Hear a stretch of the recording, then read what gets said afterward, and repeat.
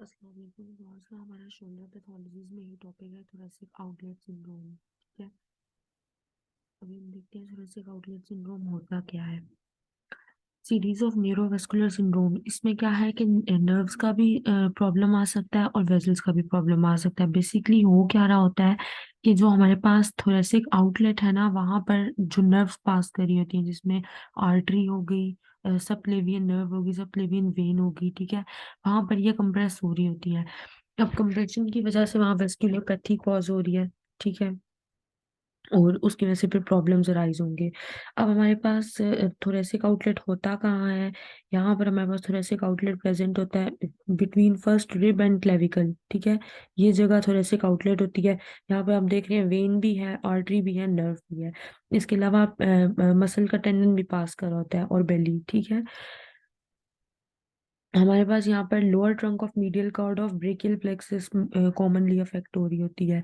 इसको हम group of disorders इसलिए कहते हैं बिकॉज इसमें नर्व्स भी अफेक्ट हो सकती हैं, वेसल्स भी अफेक्ट हो सकती हैं, ठीक है।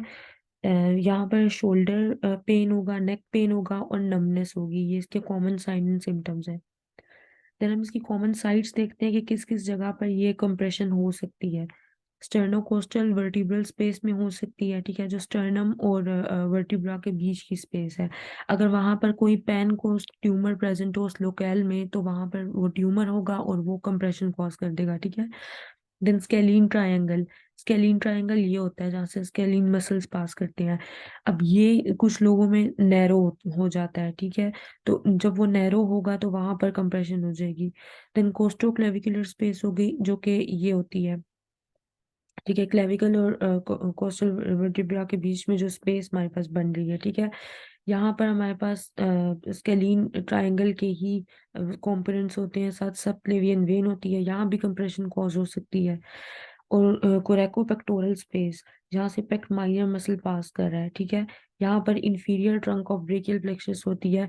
अगर यहाँ पर कोई कंप्रेशन हो गई तो भी ये थोरेसिक आउटलेट सिंड्रोम होगा।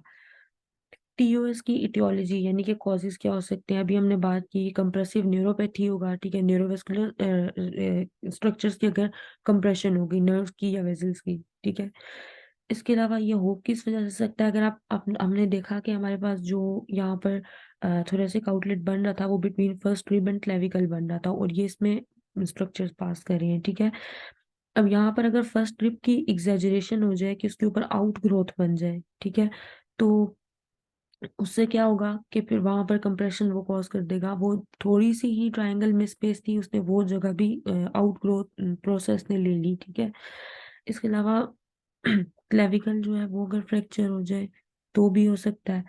अगर फेशा जो है वहां पे डेल्टॉइड का और स्केलिन मसल्स का पास कर है, उसमें शॉर्टनिंग हो जाए तो भी हो सकता है, ठीक है। अगर कोई ऐसी लीजन है जिसने वो हमारे पास थोरेसिक आउटलेट की स्पेस को ऑक्यूपाई कर ली, जैसे अभी हमने पेनकोस ट्यूमर की बात की थी, ठीक है, ट्यूमर प्रेजेंट होगा तो वो स्पेस को ऑक्यूपाई कर लेगा और वहां पर कंप्रेशन हो जाएगी। फॉल्टी पोस्चर में भी बहुत इंपॉर्टेंट है इसमें, जिनको थोरेसिक काइफोसिस होता है ना, तो उनका फॉरवर्डली बेंट हेड होता है और थोरेसिक काइफोसिस होता है, मतलब काइफोसिस इंक्रीज किया होता है, एग्जेजरेट किया होता है। इस वजह से भी प्रेशर डेवलप हो रहा होता है थोरेसिक आउटलेट पे और उसके स्ट्रक्चर्स पे फिर कंप्रेशन आ रही होती है। अब टाइप ऑफ वेसल पे हम कंप्रेशन देख रहे हैं, जैसे अगर न्यूरोजेनिक टीओएस है, ये मोस्ट कॉमन टाइप होती है और फिजियोथेरेपिस्ट जो होते हैं वो न्यूरोजेनिक को ही ज्यादा डील करते हैं। ये इसमें क्या, अगर आपकी नर्व कंप्रेस हो गई है ना, तो इसका क्या मतलब है कि मोटर जो आपके पास स्टिमुलस जा रहे थे वो भी ब्लॉक हो जाएंगे, यानी कि कॉन्ट्रैक्शन रिलैक्सेशन नहीं होगी, एंड जो हमारे पास सेंसरी स्टिमुलस थे वो भी ब्लॉक हो जाएंगे, ठीक है। इसकी मैनिफेस्टेशन यानी कि इसके साइन एंड सिम्टम्स क्या होंगे हमारे पास, जो नर्व से रिलेटेड होते हैं, जैसे कि चेस्ट पेन हो गया, जॉ पेन, आर्म पेन। इसके अलावा नमनेस हो गई, ठीक है, आपके वो नहीं मूव कर रहा, मसल नहीं मूव कर रहा, ठीक है, तो उसकी वजह से वीकनेस आ जाती है, इस तरह की चीजें। अब क्योंकि इसके जो हमारे पास कॉमन साइट हमारे पास वो थी ना, कि जहाँ पर चेस्ट के ऊपर वो लोकेटेड है, तो उस पर चेस्ट पेन, जॉ पेन और आर्म पेन ये कॉमन पेन होंगे। हम इसको हम मतलब डिफरेंशिएट कर लेते हैं न्यूरोजेनिक टीओएस के लिए। अब ये पेन सिमिलर टू एंजाइना है, लेकिन अगर हमने चेक करना है कि ये एंजाइना का पेन है या टीओएस का पेन है, तो हम उसमें वॉक टेस्ट करवाते हैं। अगर वॉकिंग से ये सिम्टम्स एग्जेजरेट कर रहे हैं, एग्रवेट हो रहे हैं, तो इसका ये मतलब है कि एंजाइना पेक्टोरिस का पेन है। और अगर नहीं हो रहे तो फिर वो टीओएस का पेन है। ठीक है, इसके लिए फर्दर भी टेस्ट होते हैं, लेकिन मेन टेस्ट यही है। देन हम वीनस टीओएस की बात करते हैं कि जहाँ पर सबक्लेवियन वेन जो है कंप्रेस हो रही है। ये रेयर होता है, और जब वेन कंप्रेस होती है हमें पता है वहां पर इम्प्रॉपर सर्कुलेशन होगी, प्रॉपर जो है वो वीनस आउटपुट नहीं आ रही। ठीक है, इम्प्रॉपर सर्कुलेशन की वजह से डीप वेन थ्रोम्बोसिस या फिर क्लॉट फॉर्मेशन हो जाएगी।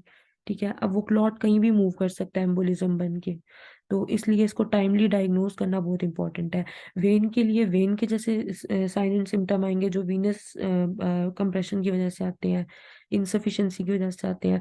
तो उसमें एडिमा हो गया, पेलर हो गया, यानी कि स्किन येलो होना स्टार्ट हो जाएगी, वाइटिश येलो अपीयरेंस होगी, वीनस कंजेस्शन हो जाएगी, नमनेस होगी, कुछ न्यूरोजेनिक के भी इसमें सिम्टम्स होंगे, टिंगलिंग सेंसेशन भी होगी, वीकनिंग भी होगा। ठीक है, मसल्स वीक हो रहे हैं, इनलार्ज वेन्स होंगी आर्म पिट में, जिस तरह हमारे पास वो उस केस में होती हैं। अ, उसका नाम निकल गया जेन से, लेग्स पे वेरिकोज वेन्स होती है ना, वो उस तरह की इनलार्ज वेन्स होंगी आर्म पिट में। ठीक है, इसके अलावा फटीग भी होगा, चेस्ट पेन भी होगा।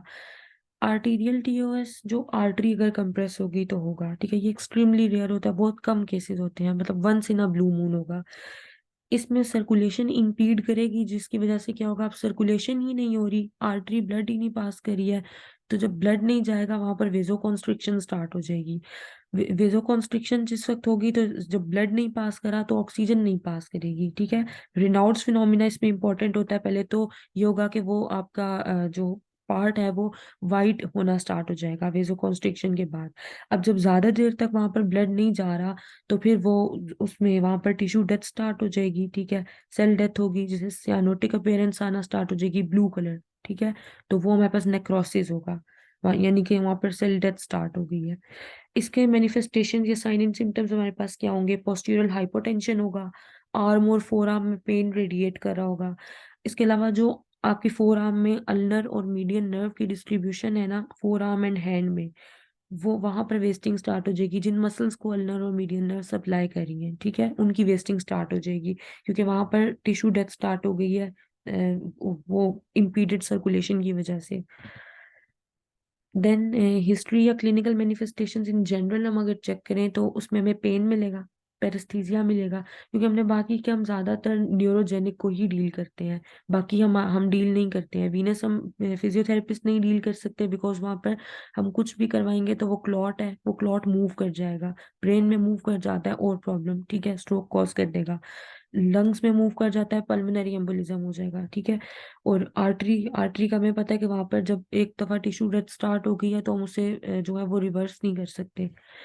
तो इसलिए हम फिलहाल न्यूरोजेनिक टीओएस के ऊपर फोकस करेंगे। तो न्यूरोजेनिक टीओएस के से रिलेटेड हमारे पास मेन साइन एंड सिम्टम्स आएंगे, पेन है, पेरेस्थीसिया है, नमनेस है, वीकनेस है, डिस्कलरेशन हो रही है। ठीक है, येलो अपीयरेंस हो रही है, स्वेलिंग भी हो सकती है, एडिमा। ठीक है, लॉस ऑफ पल्स, पल्स आपको फील नहीं होगी, इसके लिए हम नर्व टेंशन टेस्ट कराते हैं। अल्सरेशन हो रही है, अल्सर फॉर्मेशन, गैंग्रीन बन रहा है, जब टिश्यू डेथ स्टार्ट हो जाएगी, नेक्रोसिस वो क्रोनिक स्टेज में जाएगा।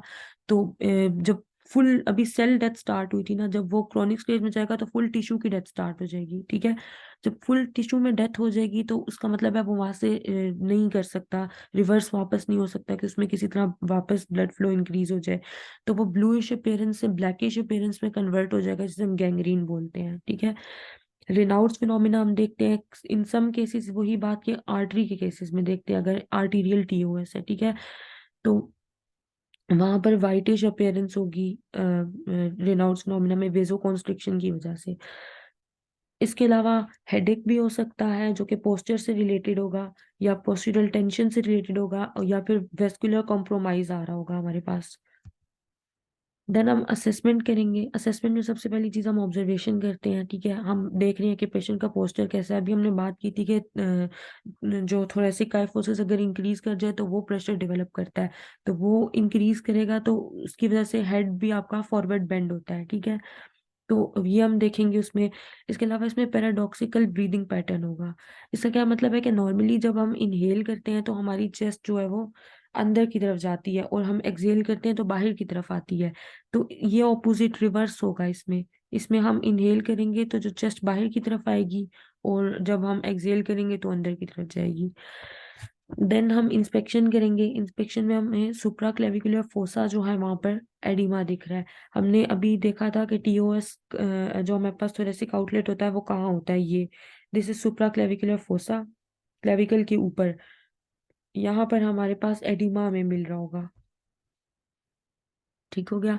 इसके अलावा पाम्स और एल्बो के ऊपर हमें स्कार टिश्यू मिल रहा होगा। उसकी वजह हो सकती है कार्पल टनल या क्यूबिटल टनल की रिलीज नहीं हुई प्रॉपर इन पास्ट। ठीक है, वहां पर स्कार्स मिल सकते हैं।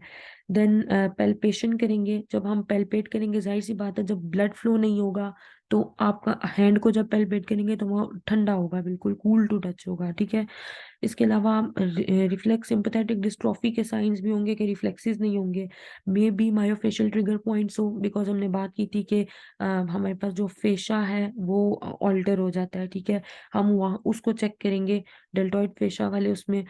देन टेंडरनेस होगी सब प्लेवियस रीजन में। ठीक है, मसल के इर्द गिर्द आपको टेंडरनेस मिलेगी। इसको हम डायग्नोज किस तरह करते हैं? रिट्स टेस्ट से करते हैं। ठीक है, एडसन्स मैनोवर होता है, एलन टेस्ट होता है, प्रोवोकेटिव एलिवेशन टेस्ट होता है, ये वही नर्व टेंशन टेस्ट होगा। Cervical rotation and lateral flexion test होता है। ठीक है, आप जिस जगह पर फ्लेक्स कर रहे हैं उससे ऑपोजिटली रोटेट कर रहे हैं सर्वाइकल को। इसको मैनेज हम किस तरह करते हैं? इसकी दो तरह की मैनेजमेंट है, सर्जिकल और नॉन सर्जिकल। नॉन सर्जिकल हम पहले देखते हैं कि वहां तो हम पहले पेशेंट को एजुकेट करेंगे कि आपने कौन कौन सी चीजें अवॉइड करनी है। ठीक है, उसके बाद हमने नर्व टिश्यू मोबिलिटी देखनी है। ठीक है, वो करवानी है।